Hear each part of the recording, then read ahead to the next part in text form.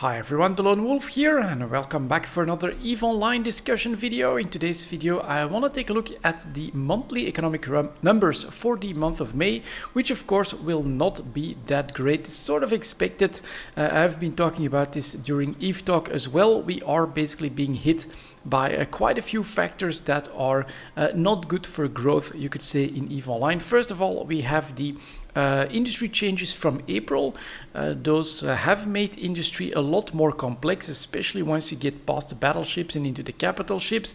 And that also meant that during the month of April, we got this massive rush on production, on minerals, on everything, just to still take advantage of the old system. And now under the new system, well, you have number one, the increased complexity. Number two, also the massive reserves that will have been made during the rush in April. Then in May, start of the summer, a lot of countries are starting to also lower their restrictions due to vaccination campaigns and all of that stuff. And as a result, we are probably seeing a much lower activity across the game in EVE Online in general. That's, in my opinion, the main reason why the daily active users are declining. I'm sure that there's other people that are pointing their fingers at other problems in the game, but for me, these are still the main factors. So if you want to read all of this for yourself, just go to eveonline.com and then you can click on the news link, which brings you to this website, and then down here we get the monthly economic report for the month of May, and that looks like this. And well, let's just dive right in. I think with a middle mouse button we can do this, and yeah, you are definitely seeing, of course, the production that is taking a pretty serious nosedive to the lowest point in probably 3 years or something like that right now. And here you also have that April rush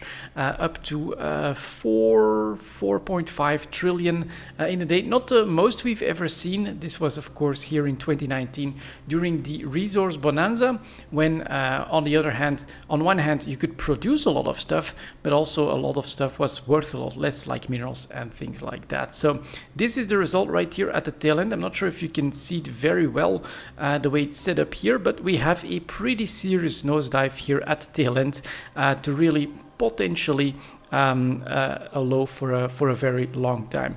The other part is destroyed versus mined, and this is something that we haven't really seen that often before, where the amount that's being mined is more than the amount that's being destroyed. Now right at the tail end we're catching up. Destroyed is going back up a little bit, while mining has gone down together with the decrease in demand due to, of course, the industry changes hitting us in April. But this is definitely a bit of a reverse situation and showing a pretty serious decline in just general activity in the game. Less being mined, less being destroyed, and less being produced at the moment. As I've said, definitely a lot of factors at play here at the moment. Destroyed by region, we'll take a quick look at that. Delft still head and shoulders above everyone else with a lot of destruction. So there the war, it's still happening, although you're not seeing very big news articles about like big capital engagements or anything like that. Of course, they're a lot harder to replace all of a sudden, so we're probably going to see a lot less of that. But it's still definitely seeing quite a bit of action. And then we get Lone Trek and the Forge, of course. Jita 4-4, war decks do tend to gravitate around there once you get into high sec. Suicide ganking, all of that good stuff happening in the Forge and the Citadel right around Jita 4-4. So they're still doing quite a bit of destruction, but it's lower because of the lower activity. Then total mining value by region. This one is still in the same thing as what we saw last month, with Veil of the Silent mining by far the most, 2.4 thousand billion ISK in value. I do think that this is also what's keeping the Zydrain prices under 1,000 ISK really in check. There's a lot of supply coming from Nullsec at the moment. And then the next ones, it's still the Forge, Metropolis, Domain, Sync Liaison down here. That's all high sec, so high sec mining, in the relative safety under the Concord umbrella is still definitely decently high in activity, especially compared to all of the other stuff. I myself am slowly going to start looking into maybe a couple of low sec adventures to see what it's like to try and mine some Noxium. That's at the moment the most valuable Tech 1 mineral that there is in the game. On the other hand, what's maybe keeping me back a little bit is the problem of Isogen. Isogen is still in an oversupplied situation from old reserves that have been sticking around in the game for years and years at this point, and we still need to chug through that.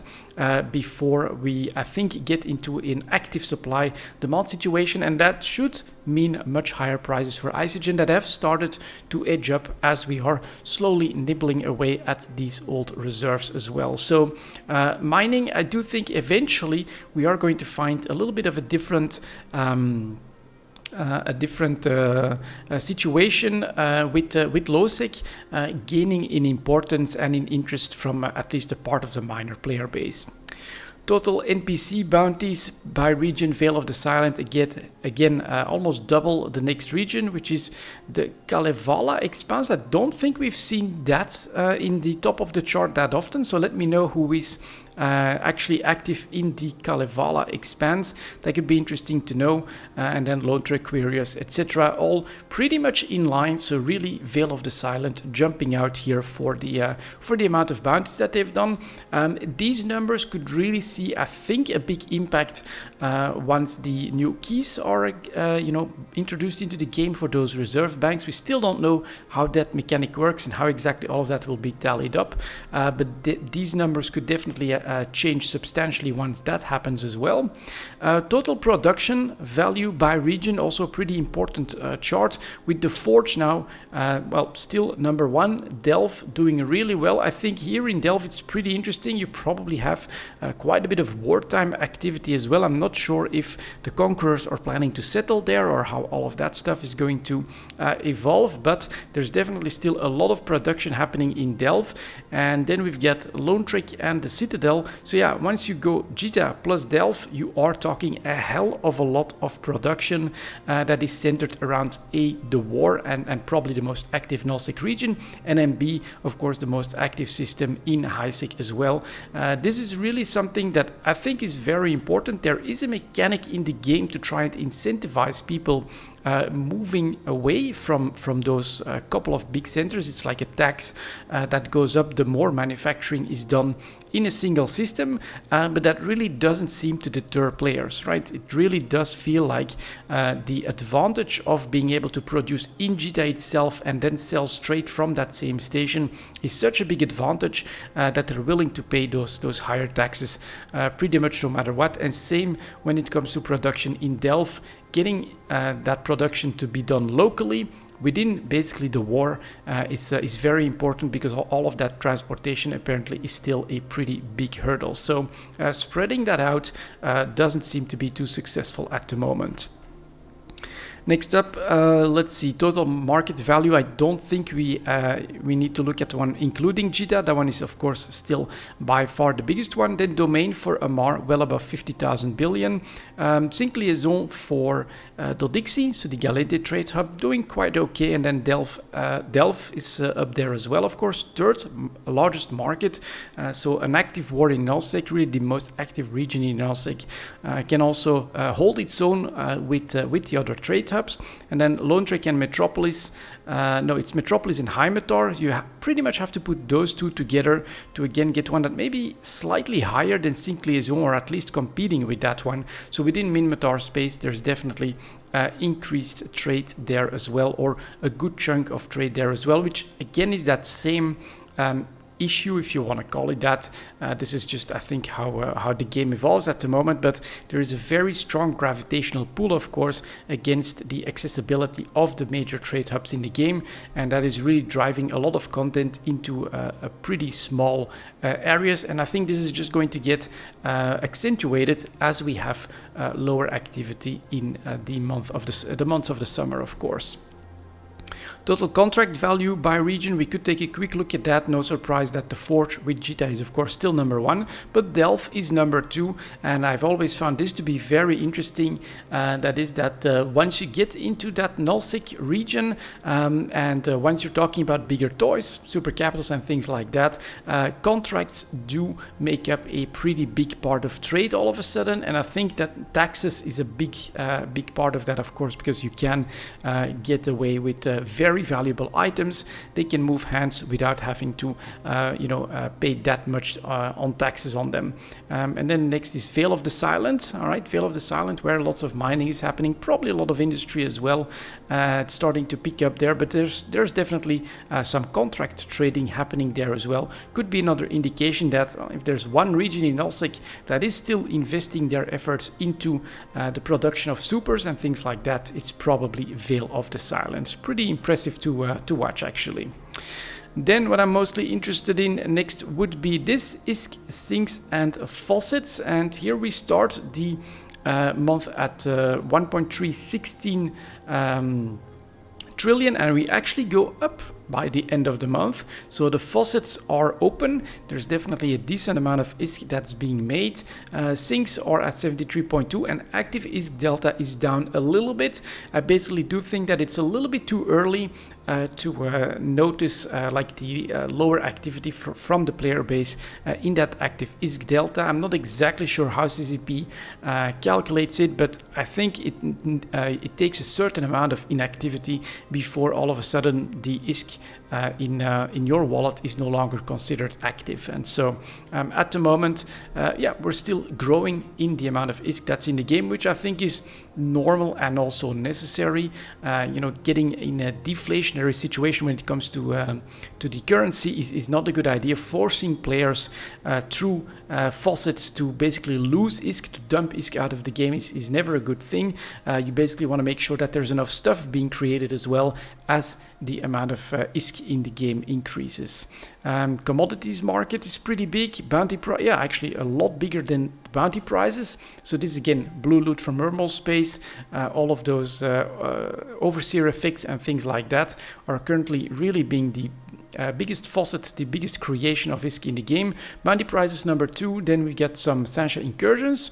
And after that, the ESS main bank auto payment. And as I've said as well, we don't know when those reserves banks are going to come into play, but expect that to be a pretty big number as well, potentially having a big impact on just general inflation in the game, the price of Plex and all of that stuff, which I think the market is starting to price that in because Plex has started to rise again after reaching a bottom, I think around 2.2 million or something like that. Then the commodity faucets over time. Sleeper components, very big jump, very close to their all-time high, you could say, at the moment. So Wormhole space, very active. I think a lot of grinders will have found their way into Wormhole space, and sleeper components, I mean, it just traded for straight up ISK from the NPCs, so the value there doesn't really drop the more you produce of it, and that's being taken advantage of by the community in Wormhole space. While the Overseer effects had another spike, it's going to be another EVE event, a special event from CCP, and then Triglavian data is actually starting to go down a little bit, which is not good news if you're looking for cheap Triglavian chips, income ships and all of that stuff. Definitely something to keep an eye on, because I do think that this means that maybe Trick space is like, it does feel like it's unfinished. There's no real plan, no announcements for that, and maybe the player base is really starting to get away from that niche a little bit, which is unfortunate, honestly. Before the Tricks took their own little system, I loved that content, right? You got a little bit of battleship content in high six space as well, extra patrols to hunt and stuff like that. All of those are gone, and this really does feel like, is this really the state where you want to leave it at? Just a single area of space that's very cut off and has its own rules? Sure, that's pretty damn cool, but the interaction with the rest of the universe does seem to be at a really low point, which I would personally love to see a little bit more of that. Make some of these sites come back and things like that. Maybe around Edencom fortresses or something like that. I'm not sure, to have that war still be happening in space whenever you fly through it, other than maybe like the one system where all of a sudden you get all of those Triglavians shooting everything on sight because there's a wormhole connection there. But this is clearly a little bit of a decline in the trick stuff at the moment. Service fees breakdowns, I don't think there's going to be a lot of change over here. We could take a quick look at the top 10 sinks and faucets over time once again. So commodities really overtaken the bounty prices after the ESS update, so a little bit more risk in there as well. Maybe the reserve banks could change that again, if it really depends again on how CCP is going to calculate that. But yeah, commodities very high at the moment. Sancha Incursions doing really well as well, being a big part of the introduction of ISK into the game. And then Agent Mission Reward, pretty stable, maybe a little bit of decline seeing here at the tail end on lower activity, but generally, right, the part of the player base that enjoys missions is running them and just keeps running them. And then of course transaction tax is going down. We'll see that later in the numbers as well. With the velocity of ISK going down, there's probably not that much trade. I do think that a natural response to the industry changes as well is a little bit of hoarding, where players are like, all right, nobody's making stuff, so mineral prices are going down, I'm gonna hoard the minerals that I make as well. And so trade is probably at a pretty low point at the moment for this summer, which also potentially creates nice investment opportunities. If you can find the really cheap stuff, buy a decent amount of it, then you could be looking at potential gains later down the line after the slump ends. Of course, brokers fees, same thing, definitely going down a little bit here as well at the tail end. And then asset safety recovery, yeah, pretty low. But yeah, those two main ones are indicating a little bit less trade as well. And then here we get the month, the money supply. So the amount of ISK in the game actually going down a little bit. I think here at the tail end, right, we're starting in the month of June. That's what I was talking about with the ISK faucets, and that we're actually gaining in the amount of ISK in the game. But depending on how CCP calculates it, I think that lower activity needs a little bit more time to show up. And so it's possible that next month in June that we will actually start to see that show through on this stat and the previous one with a little bit less active ISK as it's calculated.